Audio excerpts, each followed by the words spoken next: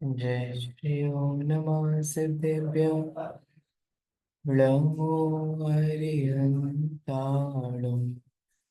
नमो सिद्धाणम् नमो आयुर्वेदाय नमो पंचायाणम् नमो लोके सर्वसारम् मोक्षमार्गस्य नेतारम् भेत्तारं कर्मभूभृतां ज्ञातारं विश्वतत्त्वानां वन्दे तद्गुणलब्धये।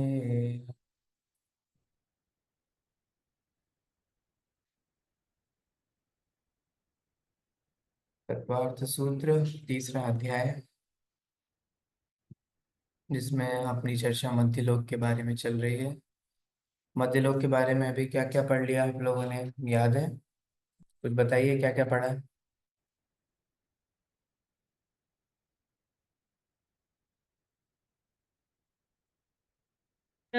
क्षेत्र पड़े हैं, नदी, पर्वत, हम्म। सरोवर, फिर उनका भरत क्षेत्र, ऐरावत क्षेत्र, छह क्षेत्र का भी डिटेल्स। हम्म। चार वन का पढ़ा। बाकी सबने कुछ नहीं पढ़ा क्या? सिर्फ अलका जी ही पढ़ रहे हैं? बाकी आप लोग नहीं पढ़ रहे क्या? बताइए क्या क्या याद है आपको, हम क्या पढ़ रहे हैं, क्या पढ़ चुके हैं?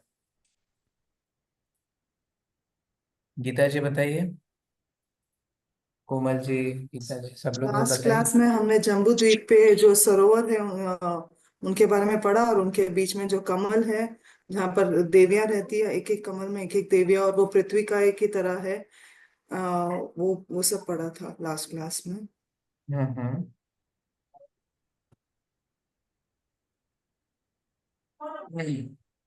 मध्य लोक की चर्चा चल रही है ना?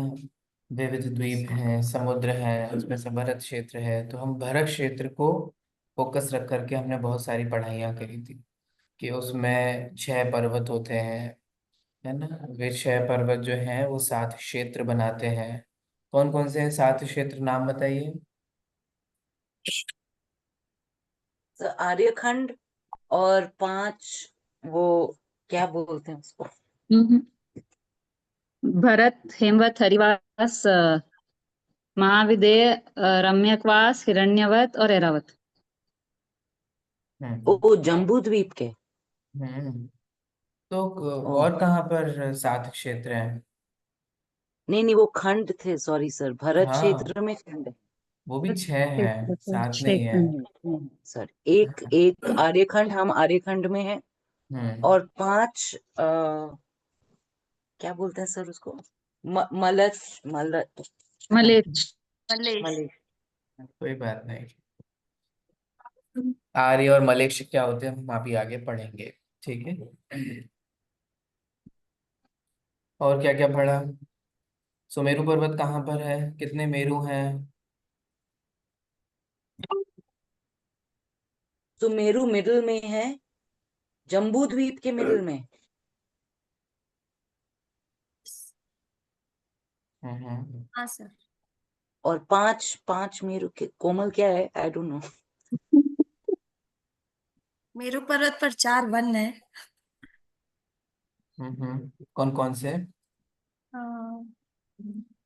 नाम याद नहीं है। आप हाँ। लोग याद करते जाइएगा, भद्रकाल, नंदन, क्योंकि फिर सोमनाथ बाद और में एक पांडुप। साथ बहुत दिक्कत होगी। सोमनाथ और पांडुप वन, नंदन वन। हम्म। क्रम से बताइए, फिर से पांडुप बोलिए। वन लास्ट में है। हम्म। सोमनाथ, पांडुप वन, नंदन वन, और एक 3 ही हुए। भद्रशाल। भद्रशाल। भद्रकाली। भद्रशाली। क्या होता है पंच मेरु में? तीर्थंकरों का ये होता है। बोलिए, मैं अगर एक आपको क्वेश्चन बोलूं, right A short note on Meru, क्या लिखोगे? क्या क्या सामग्री आएगी उसमें? मेरू पर्वत पर तीर्थंकर के जन्म के बाद हाँ। अभिषेक होता है, फर्स्ट स्नान वहां होती है, कहाँ मेरू पर पर होता अभिषेक, है? मेरू पर्वत पे। मेरू पर्वत तो 1,40,000 है, उस पे कहाँ मैंने, ये तो कितना डिटेल है, स्पेसिफिक जगह पे पांडुक होता वन होगा। पे होता है हम्म। सबसे ऊपर। कहाँ है ये मेरू पांडुप वन? पर्वत की ऊंचाई ऊंचाई चौड़ाई सब लिखेंगे, फिर उसके वन का लिखेंगे, फिर उसके अकृत्रिम चैत्यालय लिख सकते हैं। हम्म। कितना फिर है मेरू चौड़ा, पर्वत के लंबाई चौड़ाई ये कौन एक सा? लाख योजन, है? एक लंबाई 1 लाख योजन। वो तो 1 लाख योजन was the diameter of Jambu Dweep, no?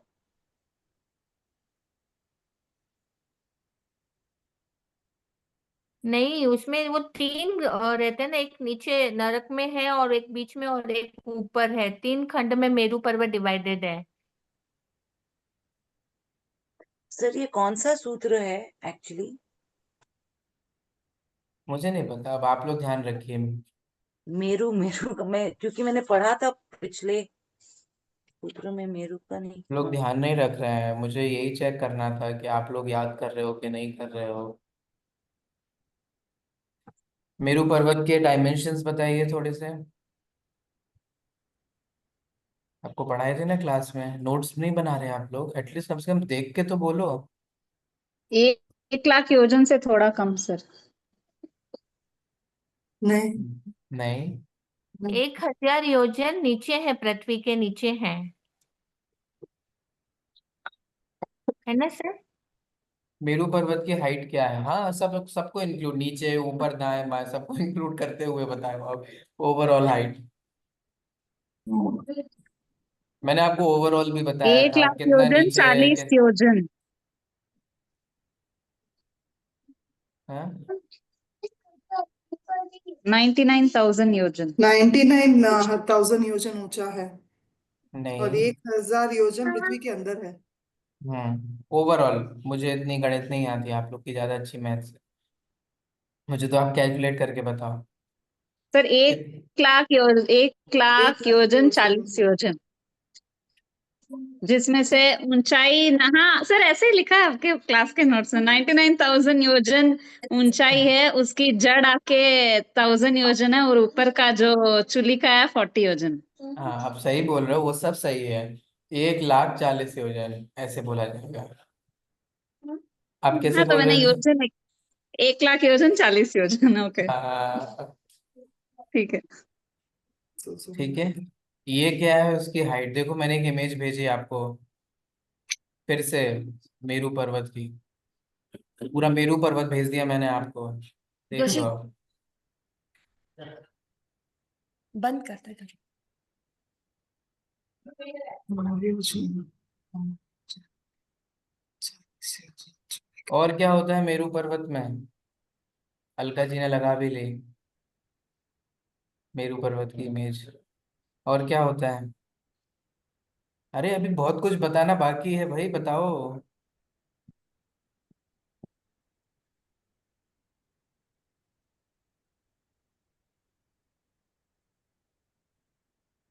Sir Bhadrashal पर्वत जो है वो मेरू पर्वत के मूल में है। नंदनवन उससे 500 योजन ऊपर है। और फिर हम्म। उसके ऊपर फिर 62,000 ऊपर सोमनस वन है। और हम्म। सोमनस वन के ऊपर 36,000 योजन ऊपर पांडुक वन है। हम्म। पांडुक वन में ही भगवान का जन्मोत्सव मनाते हैं, इंद्र भगवान वगैरह। हाँ, देखो पांडुक वन जो है ना, वो पांडुक वन बहुत बड़ा है। पांडुक वन, ये है पांडुक वन, ये दिख रहा है आपको? पांडुक वन। अब ये पांडुक वन में विदिशाओं में 4 शिलाएं हैं। ये पांडुक शिला है, ये रक्त कंबला शिला है, ये रक्त शिला है, ये पांडुक कंबला शिला है। ठीक है। इनमें से कहाँ पर अभिषेक होता है? तो भरत क्षेत्र के तीर्थंकर का अभिषेक यहाँ होता है, ऐरावत क्षेत्र के तीर्थंकर का अभिषेक यहाँ होता है, पूर्व विदेह के तीर्थंकर का अभिषेक यहाँ होता है, पश्चिम विदेह के तीर्थंकर का अभिषेक यहाँ होता है। समझ में आ रहा है? पूर्व विदेह और पश्चिम विदेह समझ रहे हैं ना? विदेह क्षेत्र सुमेरु पर्वत बीच में है, ठीक है, फिर कुछ पूर्व में है, कुछ पश्चिम में, मैं कुछ कुछ बोल रहा हूँ। वो 16-16 नगरियां हैं, नॉर्थ साउथ में 8-8 डिवाइड करके 16 नगरियां इधर हैं, 16 नगरियां उधर हैं, टोटल 32 नगरियां हैं विदेह क्षेत्र की। ठीक है, तो जो पूर्व विदेह क्षेत्र के तीर्थंकर हैं उनका अभिषेक कहाँ पर होगा? रक्त कंबला शिला पर। ठीक है, पांडुक जो है पांडुक शिला, उसमें भरत क्षेत्र के तीर्थंकर का होगा। ऐरावत क्षेत्र के तीर्थंकर का ये रक्त शिला पे होगा। ठीक है, और पश्चिम विदेह वाले तीर्थंकरों का अभिषेक इधर होगा। पांडु कमला। ठीक है। हाँ, यानी अब महाविद्या एक, क्षेत्र के ना सर? हाँ हाँ, विदेह क्षेत्र को भी हम डिवाइड कर देना, हाँ, एक सुमेरु पर्वत के, 16। हाँ ईस्ट साइड, एक सुमेरु पर्वत के west side,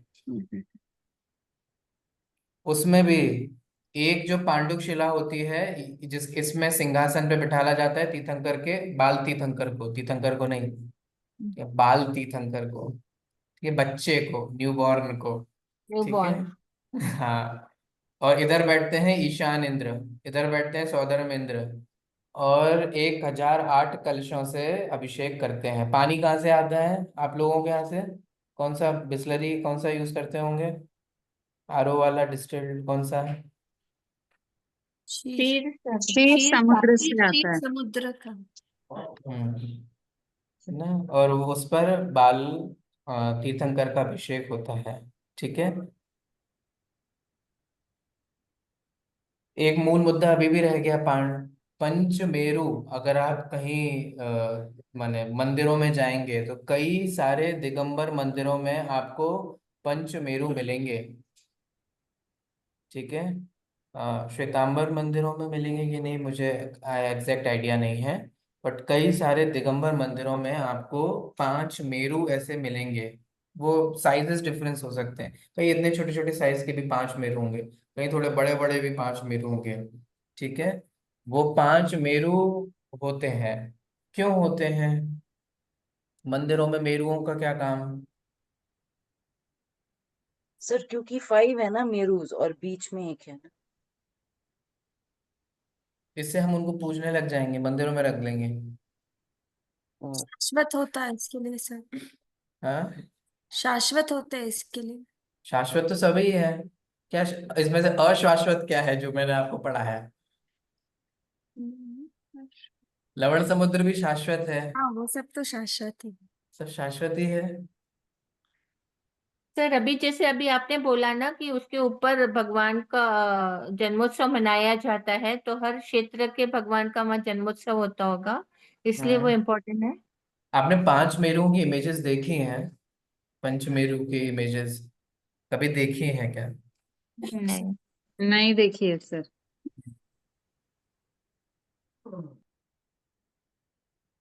sir I think कहाँ देखिए याद नहीं है, लेकिन वो पूरा जो कॉस्मोलॉजी का स्ट्रक्चर है वो मध्य लोक में ऐसे बीच में नाड़ी के बीच में ऐसे करके ड्रॉ किया हुआ देखा है कहीं।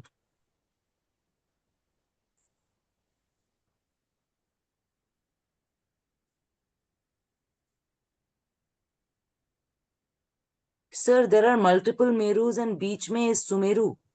Is that?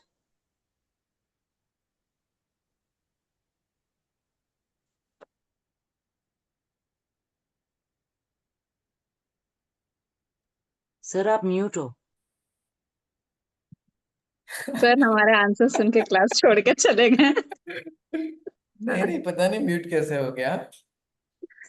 हम्म, हाँ, मल्टीपल माने कितने हैं? मल्टीपल मेरु हैं, कितने मल्टीपल? 5 मेरु होते हैं। 5 मेरु जो होते हैं, मैंने आपको क्लास में भी बताया था, 5 मेरु उस नाड़ी में। चारों दिशाओं में एक एक अकृत्रिम चैत्यालय होते हैं। एक मेरु में कितने मंदिर हैं? चार। एक सुदर्शन मेरु में कितने मंदिर हैं? 16। चार चार चार। 16। याद है, भूल गए? ये एक इस ये तो ध्यान रखना, ये मूल मुद्दा था। चार वन है, चार वनों की चारों दिशाओं में एक एक मंदिर है। अकृत्रिम, अकृत्रिम जो किसी ने बनाया नहीं है, किसी के द्वारा बनाया गया नहीं है, ठीक है, समाज ने नहीं बनाया है, लोगों ने नहीं बनाया है ना। ऐसे अकृत्रिम चैत्यालय हैं, अकृत्रिम मंदिर है, अलग अलग उसका विस्तार है ना। चैत्य मतलब मंदिर होता है क्या? हाँ, चैत्यालय। बराबर, हाँ, नहीं, वो चैत्यालय में। आता है 10वीं काली कौन से सॉरी, हम्म वगैरह में आता है इसलिए। हम्म। तो ऐसे अकृत्रिम चैत्यालय होते हैं यहाँ, अकृत्रिम प्रतिमाएं होती हैं, ठीक है, ये पहला मेरू है। फिर इन मेरुओं की बॉटम से, विदिशाओं से एक गजदंत निकलता है, ठीक है। उस गजदंत जो विदिशाओं में है, उसके गजदंत पर भी एक एक मंदिर होते हैं, एक एक चैत्यालय होते हैं। गजदंत समझते हो? गजदंत हाथी के दांत होते हैं ना, जैसे ऐसा, ऐसे ही मैं आपको इमेज में दिखाता हूँ। ऐसे ही हर मेरू की विदिशाओं से, ठीक है, एक यहाँ से ऐसे ना, इस तरीके से गजदंत पर भी एक एक अकृत्रिम शौचालय होते हैं। चलिए, इसीलिए आपको बहुत सारे जैन टेम्पल्स में पांच मेरू देखने को मिल जाएंगे। अब कभी भी आपका कभी कोई मंदिर जाना हो, ठीक है, तो उस मंदिर में जब आप देखेंगे तो पांच एक छोटे छोटे से भी मेरू होते हैं। उसमें आपको भगवान दिखे नहीं दिखे वो एक अलग बात है, और छोटे छोटे से वो बना करके वो रखा होता है। कई बड़े होते हैं उसमें तो आपको स्पष्ट रूप से दिखेंगे, तो ऐसे पंच मेरुओं के दर्शन हो सकते हैं, ठीक है। तो वो आपको लगेंगे ये पांच डंडे क्या हैं, ये क्या रख दिए पांच। फिर आपको लगेगा पांच पांच माने परमेष्टि, पांचों परमेष्टि के कुछ ना कुछ होंगे, अरन सिद्धाचार्य उपाध्याय साधु, है ना। तो ऐसा कुछ नहीं है। चलिए, सुदर्शन मेरु देख लिया हमने। ऐसे कितने मेरु होते हैं?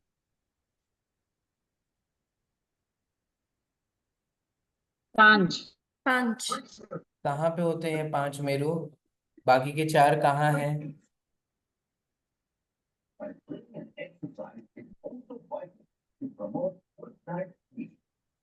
बाकी के चार मेरु कहाँ हैं? ढूंढिए। सुमेरु के अराउंड। ऐरावत क्षेत्र। इस उसके पूर्व में दो और पश्चिम में दो।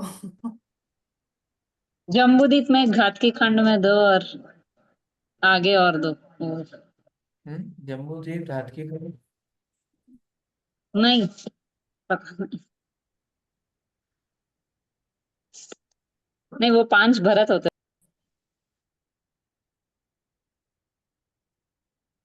मैंने आपको एक दिन क्लास में बताया था।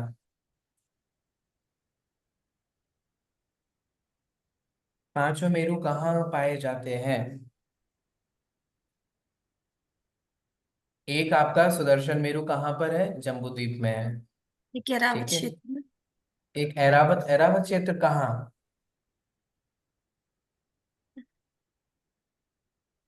कोई बात नहीं, देखिए, जम्बूद्वीप है, ठीक है। जम्बूद्वीप के बाद क्या है? लवण समुद्र। लवण समुद्र है। क्या है वो? दुगने विस्तार वाला, ठीक है। फिर हाँ, लवण समुद्र के बाद क्या है? घात की खंड। घाट की खंड। धात की खंड। तो दो मेरु हैं धात की खंड में। फिर उसके बाद क्या है? कालोधती। कालोधती समुद्र। कालोदधी समुद्र। फिर कालोदधी समुद्र के बाद क्या है? अर्ध पुष्कर द्वीप। पुष्कर द्वीप। तो अर्ध तो अर्ध हो गया पुष्कर है, द्वीप, हाँ। अर्ध हाँ तो हाँ, वो सॉरी, उसको हाँ। है तो नाम उसका पुष्कर द्वीप, मानुषोत्तर पुष्कर पर्वत की द्वीप। वजह से आधा है। इसको हम क्या बोलते हैं? ढाई या अढ़ाई द्वीप, ठीक है। इस, देखो इमेज में देख लीजिए आप। इस अढ़ाई द्वीप में बीच में यहाँ क्या है? एक मेरू है, दिख रहा है यहाँ? हाँ। मैं, ठीक है, एक मेरू यहाँ है, एक मेरू यहाँ है, एक मेरू यहाँ है, एक मेरू यहाँ है, एक मेरू यहाँ है। मैं आपको एक दूसरी इमेज, मैंने आपसे शेयर भी की थी वो इमेज, उसमें ज्यादा अच्छे से दिखेगी। रुकिए।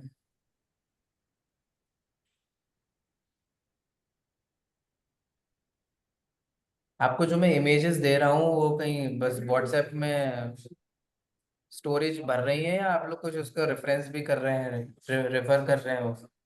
कर रहे हैं सर, सर।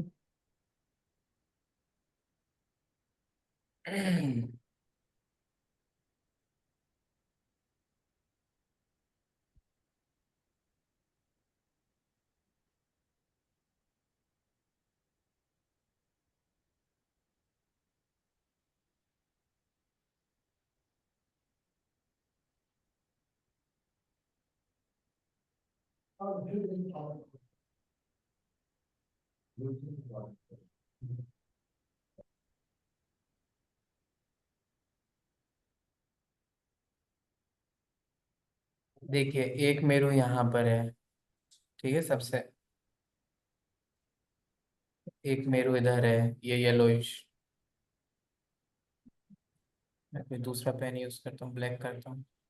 एक इधर है, ठीक है, एक इधर है, एक इधर है, एक इधर है। ये 5 मेरू दिख रहे हैं।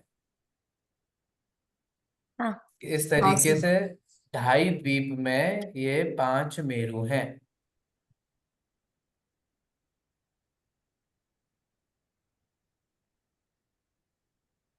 क्या नाम है 5 मेरुओं के?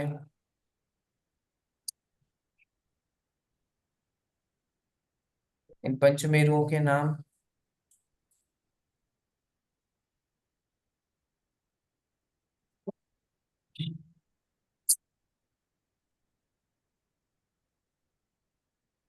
बताइए। पहले वाले का तो बता दीजिए कम से कम। सुमेर। सुमेरु, मेरू पर्वत। सुदर्शन।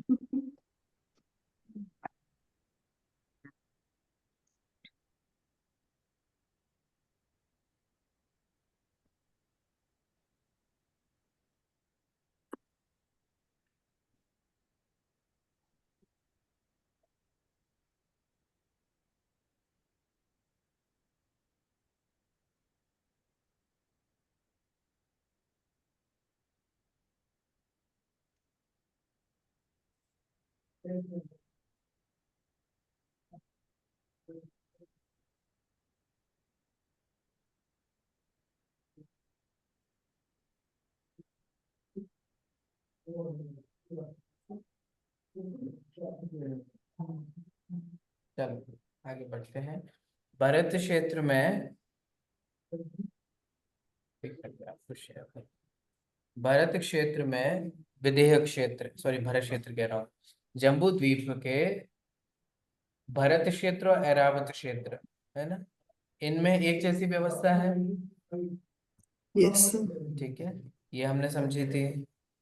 कहाँ कहाँ से मोक्ष हो सकता है? अढ़ाई द्वीप से। अढ़ाई द्वीप से। अढ़ाई द्वीप से भी कहाँ कहाँ से? तीर्थंकर कहाँ होते हैं? भरत, ऐरावत, भरत और महाविद्य। महाविद्या। भरत क्षेत्र में, ऐरावत क्षेत्र में और विदेश क्षेत्र में। ठीक है। विदेश क्षेत्र में के लिए क्या प्रसिद्ध है? जैसे भरत क्षेत्र और ऐरावत क्षेत्र में अभी तीर्थंकर है क्या? नहीं है। महाविद्या क्षेत्र विद्या में से एक हमेशा टाइम चौथा आ रहा। हमेशा। हाँ। हाँ, हमेशा चौथा आरा रहता है सर। और तीर्थंकर भी हमेशा रहता है।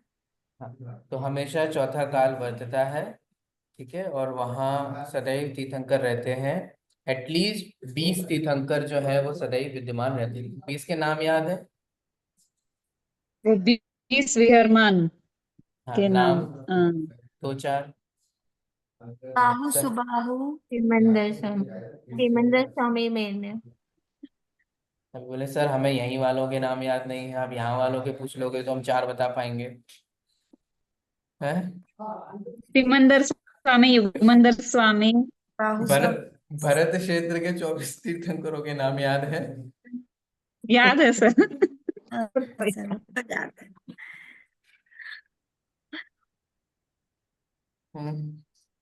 देखिए, सोचो, विचार करो, जब तीर्थंकरों का ये हाल है तो आप लोगों का क्या, हम लोगों का क्या हाल होगा?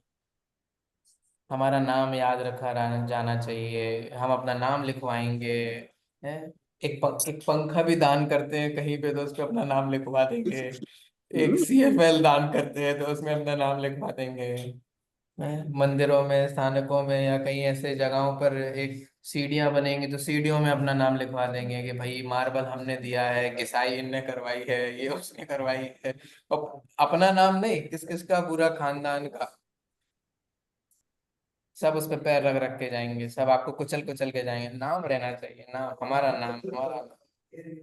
सोचो, चक्रवर्तियों का नाम नहीं रहा, चक्रवर्ती का भी मान खंड हुआ। तीर्थंकरों के ये हाल है, चक्रवर्तियों के ये हाल है। आपको 12 चक्रवर्ती के नाम नहीं पता जो अभी हुए हैं? सोचो, अब ये मैं पूछ लूं आपसे भूतकाल के, या ये पूछ लूं ऐरावत क्षेत्र के चक्रवर्तियों के नाम बताओ, विदेश क्षेत्र के चक्रवर्तियों के नाम बताओ, अभी वर्तमान के, तो ही नहीं पता। अब सोचो भूत भविष्य के कितने हैं। ऐसे कितने तीर्थंकर, कितने चक्रवर्ती, कितने कामदेव, कितने नारायण, प्रतिनारायण, बलभद्र, ये सब हो चुके, और उनके नाम हमें याद नहीं। तो आपको क्या लगता है, आपका नाम अमर रहेगा? नाम के लोभियों को विचार करना चाहिए। ठीक है, चलिए अब हम थोड़ा विदेश क्षेत्र के बारे में समझ लेते हैं। सुमेरु पर्वत के दाएं बाएं, इधर उधर, है ना, ईस्ट और वेस्ट में हमारा ये है विदेह क्षेत्र। ठीक है, तो जम्बू द्वीप के मध्य में विदेह क्षेत्र है। विदेह क्षेत्र को विदेह क्षेत्र क्यों कहते हैं?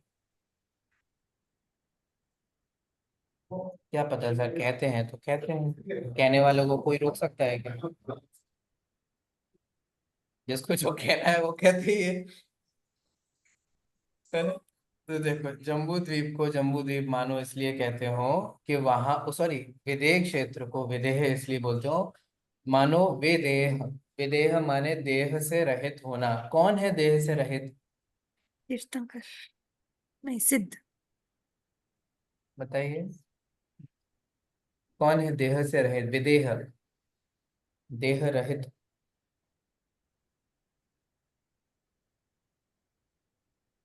देह से रहित तो सिद्ध होते हैं ना सर। जब भगवान ही बा, होता है ना। बराबर। और बाकी सिद्ध सब विदेही हैं क्या? नहीं। बाकी सबको हम विदेही कहेंगे? नहीं नहीं। कहेंगे। नहीं। है ना, अरिहंत हो, आचार्य हो, उपाध्याय हो, साधु हो, ये सब क्या है? देह वाले। देह देह रहे। वाले।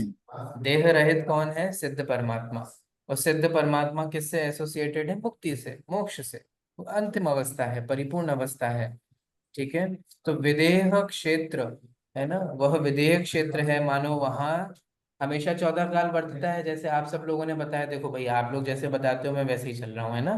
तो आप लोगों ने बताया कि वहाँ हमेशा चौथा काल वर्तता है। इसका एडवांटेज क्या है?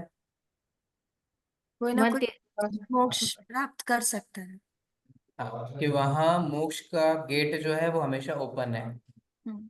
ठीक है, मोक्ष का द्वार हमेशा खुला है। ठीक है, ये इसका एडवांटेज है। तो इसका मतलब विदेह क्षेत्र से कोई ना कोई, ये तो हम तीर्थंकरों की बात कर रहे थे कि मिनिमम 20, वो तो मिनिमम है। ठीक है, और ऐसे तीर्थंकर तो हमेशा रहेंगे। और ये तो तीर्थंकर सामान्य केवली भी होते हैं, जरूरी थोड़ा ना मुक्ति के लिए तीर्थंकर ही बन के जाना पड़े।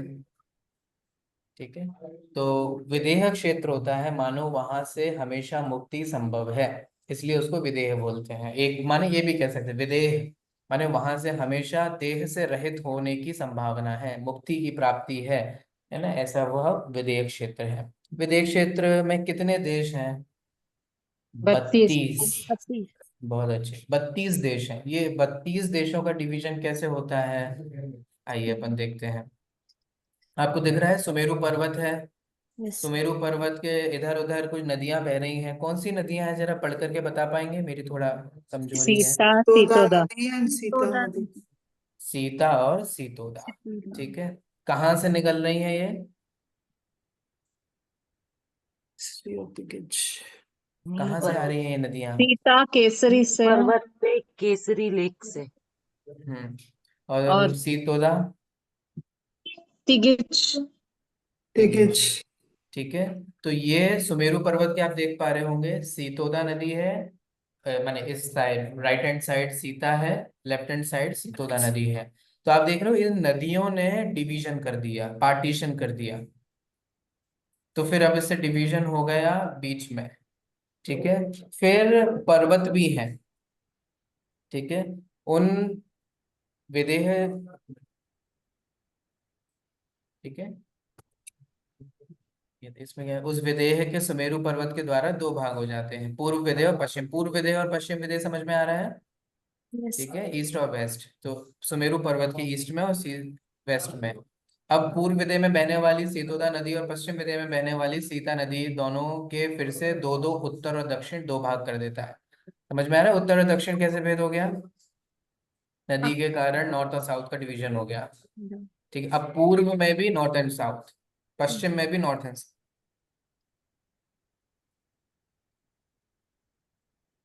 मैं आपको एक दूसरी इमेज भेजता हूँ, इसमें बहुत अच्छे से क्लियर है। एक मिनट रुकिए। विदेश क्षेत्र की नगरियों का।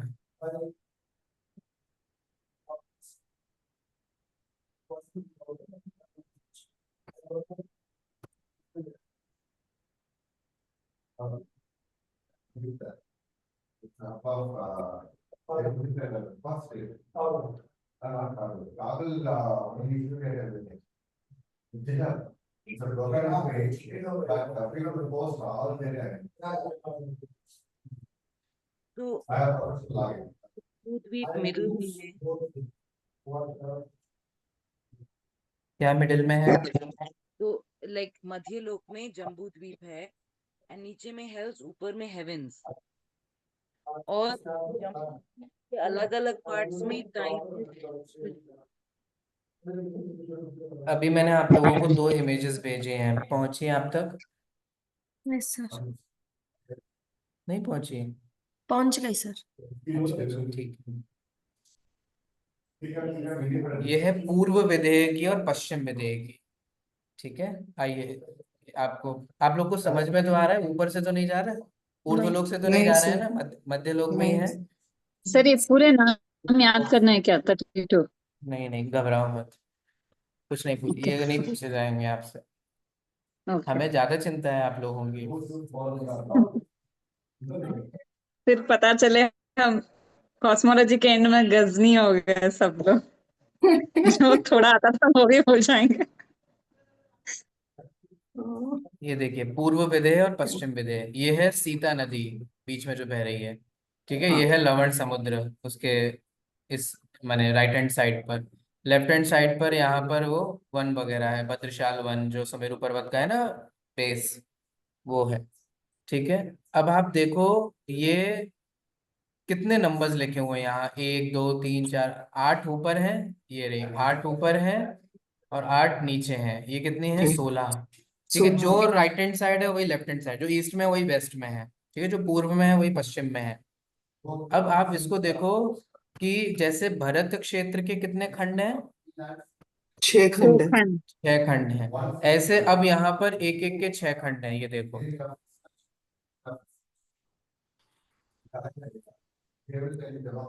जैसे कि पहली नगरी, ठीक है, उस पहली नगरी में ये जो तीन है ये मलेच्छ खंड है, ये मलेच्छ खंड है, ये मलेच्छ खंड है, बीच में जो है ये आर्यखंड है। तो तीर्थंकर होते हैं तो कहाँ होते हैं?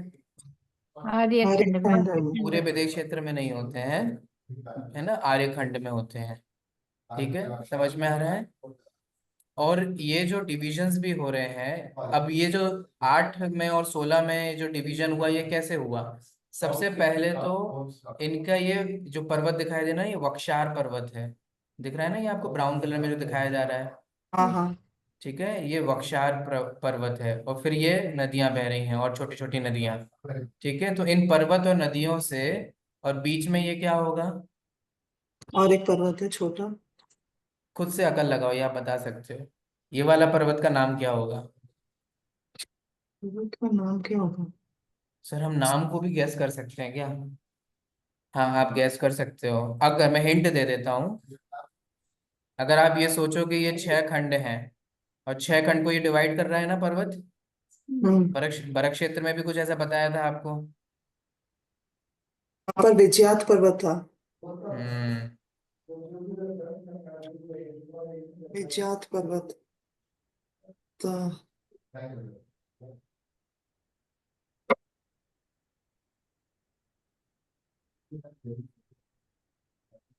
ठीक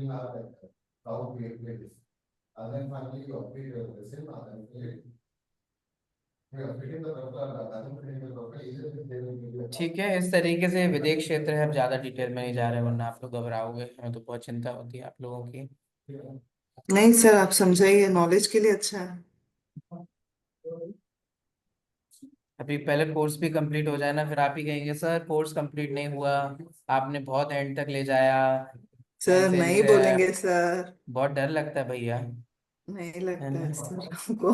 कि सर आप तो हमें एंड तक पढ़ाया, हमें ऐसा किया, हमें वैसा किया। नहीं बहुत ज्यादा, बोलेंगे सर। बहुत ज्यादा वोकल है ना आप लोग। नहीं सर, हम वोकल नहीं है सर। बट एक कोई चीज है सर, आप कोई हमको बात नहीं, बहुत आप ससुराल की याद दिलाते हो। आपके फंडामेंटल राइट्स हैं। नहीं सर। देखो तो इस तरीके से इतना, फिर मैं जो देखो जितना पढ़ाऊंगा फिर आपसे उतना डिटेल में पूछूंगा भी, है ना, तो फिर वो सर एक्सपेक्टेशन भी आपकी रहेगी। वजह से हमारा जीके बढ़ रहा है, नहीं तो हमारा जीके कौन बढ़ाएगा? पूरा जी के मैं ही पढ़ा दूं? और कौन पढ़ाएगा सर? आपके पास इतना नॉलेज है, और किसके पास है इतना नॉलेज? नहीं नहीं, ऐसा नहीं है, सबके पास है, आप लोगों के पास भी बहुत सारा है, आप लोग भी मुझे बहुत कुछ पढ़ाते हो, बताते हो। सर एक चीज पूछनी थी। अब यहाँ पर 32 अगर देश है, विदेश क्षेत्र में 32 देश है, तो तीर्थंकर 20 ही होते हैं, तो फिर कहाँ ही होते हैं, कहीं नहीं होते, क्योंकि सब जगह तो चौथारा ही है ना। नहीं, आपने सुना नहीं अच्छे से। जो 20 तीर्थंकर की बात कही जाती है वो मिनिमम, मिनिमम। जो हमेशा प्रेजेंट रहेंगे उनकी बात है, और हमेशा उनके नाम वही रहेंगे। सीमंदर, युगमंदर, बाहु, सुबाहु, संजातक, स्वयंप्रभ, वृषभानन। ठीक है, कंटिन्यू चलेगा। सर अब विजय मान है ये तो, तीर्थंकर है, कहाँ? ये तो विजय राममान हुए, तीर्थंकर कहाँ हुए? तीर्थंकर तो 24 है ना। 20 विहरमान। 20 हाँ विहरमान जी, महाविदेश क्षेत्र में। क्षेत्र में। अब हम लोग मीनाक्षी जी विदेश क्षेत्र पहुंच गए, अब भरत क्षेत्र में नहीं है। Okay sir. आप लोगों को हम पुष्पक विमान में लेकर बैठा करके लेके गए हैं विदेश क्षेत्र की यात्रा कराने।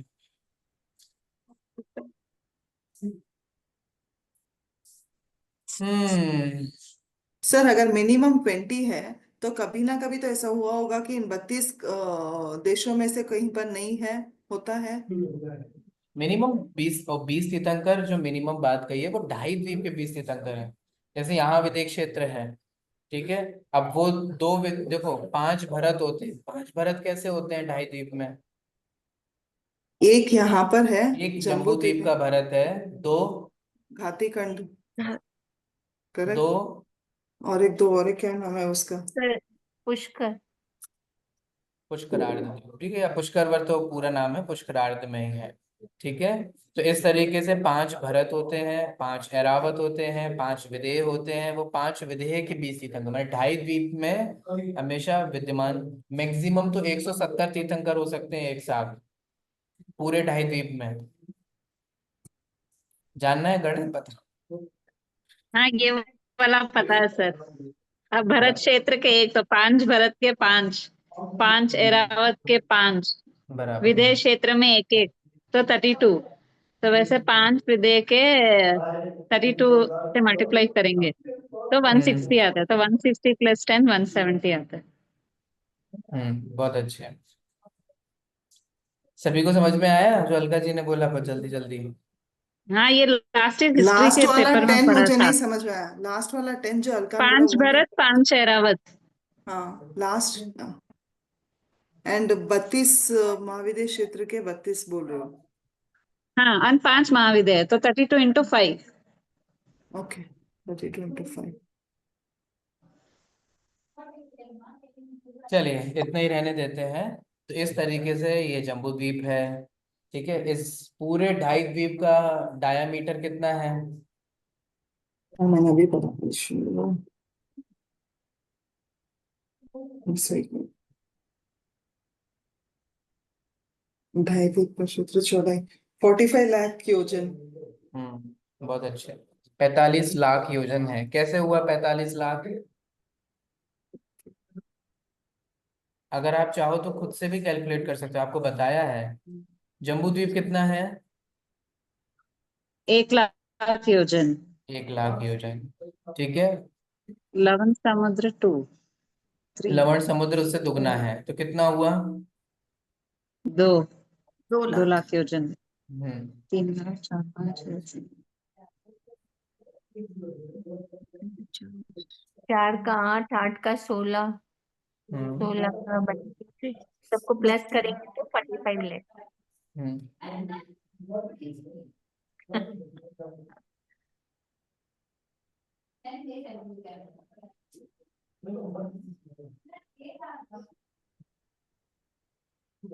45 लाख हो गया।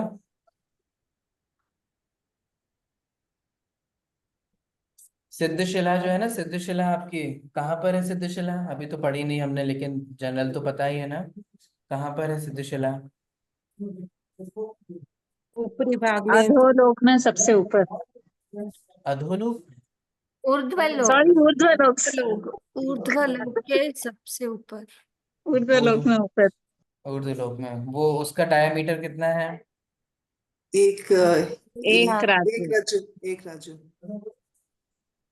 डायामीटर। वो तो त्रसनाड़ी का बता रहे हो आप, त्रसनाड़ी का नहीं पूछ रहा हूँ। कोई बात नहीं, जितना 2.5 द्वीप का ही है ना, उसके बराबर वो सिद्धशिला का है। ठीक है, जितना हमारे 2.5 द्वीप, क्यों? क्योंकि मुक्ति कहाँ से होती है? मनुष्य कहाँ मिलते हैं? ढाई मनुष्य कहाँ, द्वीप। कहाँ तक मिलते हैं मनुष्य? 2.5 द्वीप तक। 2.5 द्वीप में। इसके अरे बाहर होते हैं क्या? नहीं। नहीं। नहीं होते हैं ना। ठीक हम्म, है, तो मुक्ति भी कहाँ से है? 2.5। 2.5 द्वीप से ही होते 2.5 द्वीप से ही। ठीक है, तो वो 2.5 द्वीप से जितना 45 लाख योजन का 2.5 द्वीप है, उतना ही हमारा ऊपर सिद्धशिला जो है, वो भी उतनी बड़ी 45 लाख योजन की। चलिए, अब आगे जो विषय आने वाला है वो काफी हेल्पफुल रहेगा, हेल्पफुल इन टर्म्स ऑफ के आप लोगों को समझ में आएगा, क्योंकि आप लोगों शायद मेरे ख्याल से हिस्ट्री वाली जो आपकी क्लास होगी उसमें आप पढ़ चुके होंगे। अब देखिए यहाँ पे क्या बता रहे हैं, भरत ऐरावतयो वृद्धि रासहु षट समय अभ्यास उत्सर्पणी अवसर्पणीभ्याम। भरत और ऐरावत क्षेत्र में क्या होता है कि 6 समयों की अपेक्षा वृद्धि और ह्रास होता है। ठीक है, कैसा होता है? उत्सर्पणी और अपसर्पणी की अपेक्षा। आप काल चक्र पढ़ा होगा आप लोगों ने अच्छे से। ठीक है, तो 6 उत्सर्पणी होते हैं और 6 अवसर्पणी होते हैं। क्या होता है उत्सर्पणी और अवसर्पणी में? अवसर्पणी ऊपर से नीचे, मतलब दुखम दुखम दुखम सुखम ऐसे आएगा। उत्सर्पणी नीचे, दुखम से सुखम तक के पहुंचेगा। हम्म उत्सर्पणी और अवसर्पणी। ठीक है, उत्सर्पणी होता है 10 कोड़ा कोड़ी सागर का, अवसर्पणी होता है 10 कोड़ा कोड़ी सागर का। एक उत्सर्पणी और अवसर्पणी मिलकर के क्या बनता है? एक कल्पकाल, जो होता हाँ। है 20 कोड़ा कोड़ी सागर का। सागर क्या होता है वो हम ऑलरेडी आपको बता के आए हैं, गड्ढा खुदवाया था एक दिन, खुदा है, भर गया, क्या हुआ? निकाल रहे हो आप 100 साल के अंतराल से जो निकालना है। ठीक है, याद है? उद्धापल्य, व्यवहार पल्य, अद्धापल्य, ये समझाया था उस दिन, है ना? तो इस प्रकार से 20 कोड़ा कोड़ी सागर का जो होता है वो एक कल्पकाल होता है, जिसमें उत्सर्पणी और अवसर्पणी होते हैं, है ना? और उन सर्पणी और अवसर्पणी के 6 6 काल होते हैं। सब आप लोगों ने पढ़े हैं। Yes sir. ठीक है, सुषमा सुषमा या सुषमा, ऐसे अलग अलग नाम भी मिलते हैं, बात एक ही है। ठीक है, सुषमा सुषमा सुषमा सुषमा दुष्मा दुष्मा सुषमा दुष्मा और दुष्मा दुष्मा। ठीक है, तो इस तरीके से ये 6 कल्पकाल होते हैं, जो कहाँ होते हैं? भरत और ऐरावत में। अभी हम लोग कहाँ रहते हैं? भरत भरत क्षेत्र में। क्षेत्र में। क्षेत्र। तो ये टाइम साइकिल फॉलो हो रही है। तो ये भरत और ऐरावत क्षेत्र में ये जो टाइम साइकिल है वो फॉलो की जा रही है। इसी यस। अपेक्षा से भोग भूमियों का डिवीजन होता है। फर्स्ट सेकंड और थर्ड काल तक क्या रहती है? भोग भूमि रहती है ना? चौथे पांचवे और छठवें काल में क्या होता है? कर्म भूमि रहती है। भोग भूमि और कर्म भूमि में का मतलब क्या होता है? जल्दी जल्दी भोग भूमि बताइए। में सभी कुछ कल्प वृक्ष से मिलता है। उसके बाद में धीरे धीरे ह्रास होने के बाद फिर कर्म करना, कृषि मसीह से। ठीक है, जहाँ मेहनत करके कमाना जाता है, ठीक है, आपको अपनी रोटी के लिए मेहनत करनी पड़ती हो, अपने जीवन यापन करने के लिए, तो कर्म भूमि है। जहाँ सहज में ही जीवन यापन होता हो, आनंद में, वह भोग भूमि है। उसमें भी 3 डिविजन्स हैं, उत्तम, मध्यम और जघन्य। तीनों में अंतर समझते ही होंगे आप। उत्तम भोग भूमि यस सर। में, मध्यम भोग भूमि में, जघन्य भोग भूमि में। और मोक्ष जा सकते हैं वो कर्म भूमि से जा सकते। भोग भूमि के जीव मैक्सिमम कहाँ जा सकते हैं? कहाँ जाते हैं भोग भूमि के जीव? देवल देवलोक। देव, ठीक है। तो भोग भूमि उसे बोलते हैं जहाँ, इन जनरल अगर हम बोले, जहाँ 10 प्रकार के कल्प वृक्ष होते हैं, जहाँ पति पत्नी एक साथ उत्पन्न होते हैं, वो भाई बहन नहीं कहलाते हैं, युग्लिक। ठीक युगलिक। है। तो एक साथ उत्पन्न होते हैं, वो पति पत्नी होते हैं। पति का नाम आर्य होता है, पत्नी का नाम आर्या होता है, सबका। और ये भोग भूमि के जीव नियम से मर करके स्वर्ग में जाते हैं। भोग भूमि में, जहाँ भोग भूमि होती है, वहाँ विकलत्रय भी नहीं होते। विकलत्रय समझते हैं? 2 इंद्रिय से लेकर के 4 इंद्रिय तक के जीव को विकलत्रय कहते हैं। 2 से 4 इंद्रिय के। तो आपके घरों में दिक्कत होती है, कीड़े मकोड़े, मक्खी मच्छर, कॉकरोच, छिपकली, समझ में आ रहा है? तो ये जो विकलत्रय है, ये विकलत्रय भोग भूमि में नहीं होते।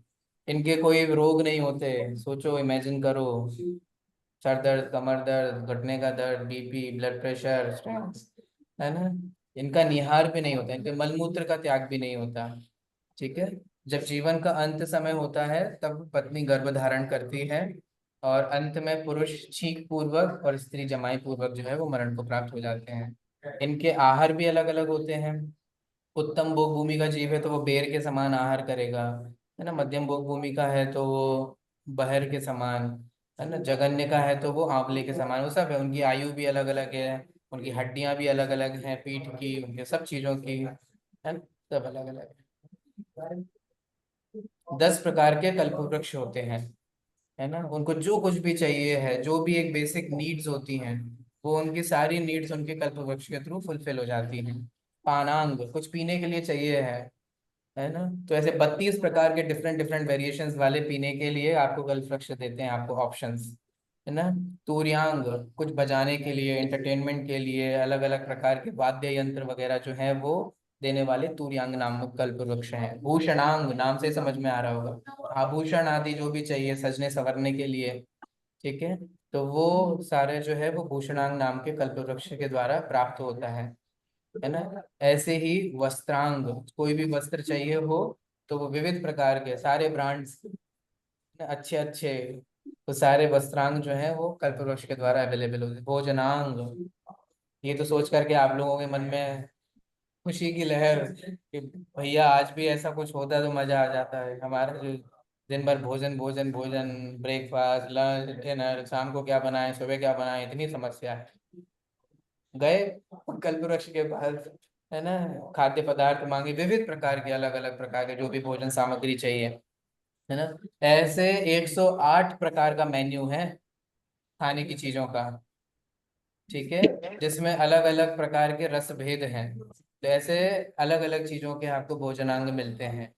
आलयांग, है ना, रहने के लिए घर चाहिए, तो यहाँ तो आपको बहुत मेहनत करनी पड़ती है, ढूंढना पड़ता है, बनाना पड़ता है ना, सब चीजें करनी पड़ती हैं। वहाँ बने बनाए आपको घर मिलते हैं, है ना। ऐसे ही प्रकाश के लिए दीपांग, ठीक है, वहाँ कोई ट्यूबलाइट नहीं है, ठीक है, और सूर्य चंद्रमा से कोई फर्क नहीं पड़ता, वहाँ कोई रात नहीं होती है, सदैव प्रकाश रहता है, हमेशा दिन रहता है ना। दीपांग है। भाजांग है, ठीक है, जहाँ पर विविध प्रकार के जो कलश हैं और जो भी डे टू डे चीज़ों की जरूरत पड़ती है ना, वो सारी चीज़ें मिल जाती हैं। मालांग है ना, जहाँ पर अलग अलग प्रकार के पुष्प हैं, गुच्छ हैं, अलग अलग प्रकार के फूल हैं, वो प्राप्त होते हैं, है ना। तेजांग है ना, कितना तेज रहता है कि सूर्य चंद्रमा आदि जो है, जो अभी आपको पता है, सूर्य चंद्रमा आदि जो है उनकी वो भी नहीं पता चलते, क्योंकि आपने जब कुलकरों में पढ़े होंगे, वो कुलकर व्यवस्था जब आपको बताई जाती है, उस कुलकरों में वो आता है। तो इस तरीके से ये इनका जीवन होता है। इनकी आयु पूर्वों में होती है। एक पूर्व कितना होता है? 70,56,000 करोड़ वर्ष का एक पूर्व होता है ना। और इस तरीके से पूर्वों में आयु होती है। ये इस तरीके से ये भोग भूमि के जीवों की बात बोली। तो जो भोग भूमि के जीव होते हैं वो इस तरीके से ऐसा होता है। ठीक है। बाकी ये विदेश क्षेत्र में सदैव चौथा काल वर्तता है, भरत और ऐरावत में। ये सब चीजें जहाँ क्रमशः आयु बुद्धि बल पराक्रम घटता जाए उत्सर्पणी, जहाँ ये क्रमशः बढ़ते जाए अवसर्पणी है। ठीक है। इस तरीके से आपको ये पहले का सब जल्दी से रिवीजन कराया मैंने। बाकी की जो चर्चा है वो अपन कल कर लेंगे। ठीक है। सर सप्ताह प्लीज, मेरे पास सर वो लिंक नहीं है स्टडी मटेरियल वाला, तो आप फिर से सेंड कर देंगे सर, जो भी आप भेज रहे हैं सब स्टडी आप में मटेरियल। से किसी के पास हो तो एक बार इंदिरा जी को भेज दीजिएगा। आपस में एक दूसरे को हेल्प करते रहिएगा। किसी को कुछ चाहिए हो तो।